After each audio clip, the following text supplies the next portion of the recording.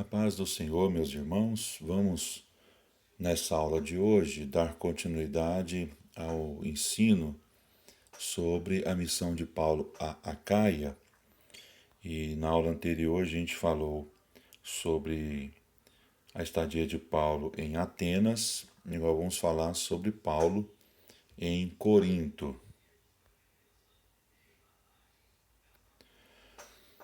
Corinto. De Atenas, Paulo foi para Corinto, uma cidade também da Grécia, mas de caráter totalmente diferente. Saqueada e incendiada pelos romanos em 146 a.C., foi reconstruída por Júlio César em 46 a.C., transformando-se na capital política da província da Acaia. Corinto era a residência do procônsul Gálio, conforme está lá em Atos 18, versículo 12. Situada no istmo que ligava o Peloponeso ao continente, entre o Golfo de Lequeu a ocidente e o Egeu a leste, Corinto transformou-se num centro comercial. Em vez de contornar o Cabo Maléia, no sul do Peloponeso, onde a navegação era perigosa, muitos preferiam fazer o transbordo das cargas em Corinto e enviá-las ao ocidente de Lequeu aos portos do Adriático na Itália. Corinto, com os seus dois portos de mar, Lequeu no poente e Cencreia a nascente, beneficiava de um monopólio comercial e depressa enriqueceu. Nessa imagem aqui, vamos mostrar aqui, os mercadores, né? As navegações vinham e ao invés de dar a volta aqui, né? Onde está situado aqui, onde eu coloquei o nome Peloponeso, né? Nome ruim de falar, Peloponeso, porque para eles virem até aqui e darem a volta pelo Peloponeso até navegar do outro lado, né, do istmo, o que os navegadores faziam? Eles vinham até esse lugar onde eu coloquei uma setinha pequena em branca, colocado Corinto, nesse istmo aí, nesse estreitamento de terra, despejavam as suas mercadorias e passavam cerca de 6,3 quilômetros com as mercadorias até do outro lado do mar. Então, o que aconteceu para facilitar esse transbordo das mercadorias? Em 1881 até 1893 foi construído um canal.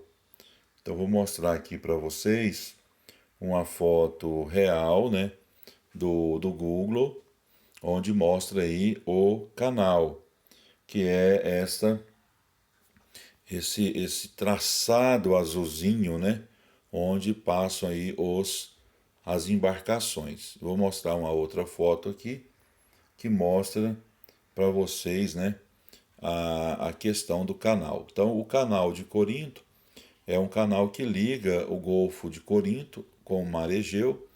Ele passa pelo Istmo de Corinto e separa a península do Peloponeso da parte principal da Grécia e toma, ou torna, né, o Peloponeso efetivamente uma ilha. O canal possui 6,3 quilômetros de comprimento por 21 metros de largura e foi construído, como eu já disse, entre 1881 e 1893. Torna a locomoção de barcos pequenos na região mais fácil, uma vez que eles assim não precisam dar a volta em cerca de 400 quilômetros em torno do Peloponeso. Porém, esse canal é muito estreito para os cargueiros internacionais. O canal é atualmente usado principalmente por barcos turísticos. Anualmente, 11 mil barcos navegam pelo canal. Aqui nós temos uma outra foto, né, do canal de Corinto.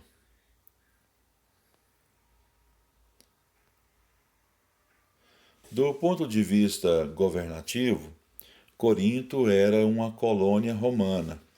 A sua população era cosmopolita. Os habitantes tinham sido mortos ou dispersos quando a cidade foi destruída pela primeira vez e quando foi reconstruída, novas pessoas fixaram-se ali. A cidade afluíam gregos vindos dos campos e o comércio arrastou para Corinto marinheiros, comerciantes, banqueiros e povos de todos os lugares. Moralmente, os coríntios eram considerados inferiores mesmo para os padrões do paganismo.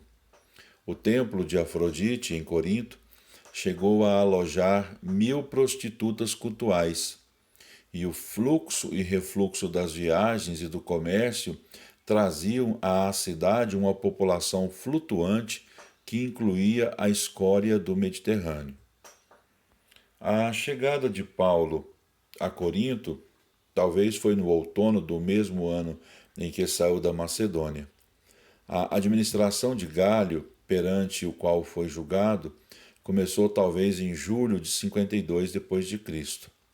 A estada total de Paulo em Corinto foi de 1 ano e meio, conforme está lá em Atos 18, versículo 11. Quanto desse tempo precedeu o seu julgamento e quanto se lhe seguiu é incerto. Depois de Gálio ter encerrado o caso, Paulo ficou na cidade por muitos dias, conforme Atos 18, versículo 18. A cronologia mais aceitável é a que o traz a Corinto no outono de 51 depois de Cristo e a sua partida ocorrendo no começo da primavera de 53 depois de Cristo. Os amigos de Paulo não tinham voltado da Macedônia e o dinheiro estava para acabar. Quando chegou a Corinto, foi trabalhar com Áquila e Priscila, que haviam sido expulsos de Roma pelo édito de Cláudio. Pouco tempo depois, Silas e Timóteo vieram da Macedônia trazendo notícia do crescimento das igrejas. Nessa altura, talvez tenha vindo a contribuição para o sustento de Paulo, conforme Paulo cita lá em Filipenses 4, 15 e 16. Encorajado pelas boas notícias e pelo apoio da Macedônia, Paulo dedicou-se exclusivamente à pregação, conforme Atos 18, versículo 5. A reação da sinagoga foi tal que Paulo retirou-se, afirmando que os deixaria entregues à sua descrença e iria aos gentios. Saindo da sinagoga, transferiu seu quartel-general para a casa do prosélito Tício Justo. O dirigente da sinagoga, Crispo, creu, bem como muitos dos coríntios que foram batizados.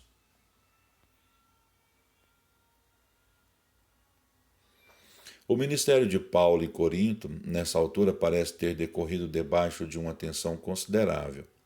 Reorganizava ele então a sua tática missionária, pois em 1 Coríntios capítulo 2, versículo 1, diz ele: Quando fui ter convosco, anunciando-vos o testemunho de Deus, não fui com sublimidade de palavras ou de sabedoria. Não se lembrava exatamente de quantas pessoas teriam batizado. 1 Coríntios capítulo 1, versículo 16.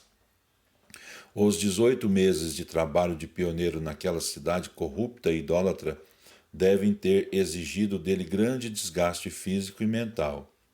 Acompanhado por Áquila e Priscila, Paulo saiu de Corinto rumo ao Oriente. Em caminho, detiveram-se em Éfeso, onde Áquila e Priscila estabeleceram-se o seu novo quartel-general e deram início ao seu ministério. Paulo pregou na sinagoga, mas apenas durante pouco tempo, pois estava desejoso de chegar rapidamente à Palestina. Não há quaisquer pormenores com respeito à sua viagem. Apenas se menciona a chegada do apóstolo ao seu destino. Desembarcou em Cesareia, saudou a igreja, e se é de Cesareia ou se é de Jerusalém, não sabemos, e depois prosseguiu para Antioquia, a sua última visita à igreja, por cuja incumbência partira. Provavelmente, na fase oriental, da viagem gastou a maior parte do verão, de forma que no outono de 53 d.C. se encontrava novamente a caminho do Ocidente. Antes do inverno ter chegado, Paulo encontrava-se de novo em Éfeso, onde deu início à sua missão à Ásia, que corresponde aí à sua terceira viagem missionária, o ministério mais longo e talvez mais agitado na sua experiência. Então, conforme a gente acabou de falar, né? A próxima aula a gente já vai falar sobre a missão de Paulo à Ásia, que é com relação aí à sua terceira viagem missionária. Que Deus abençoe cada um dos irmãos. Muito obrigado.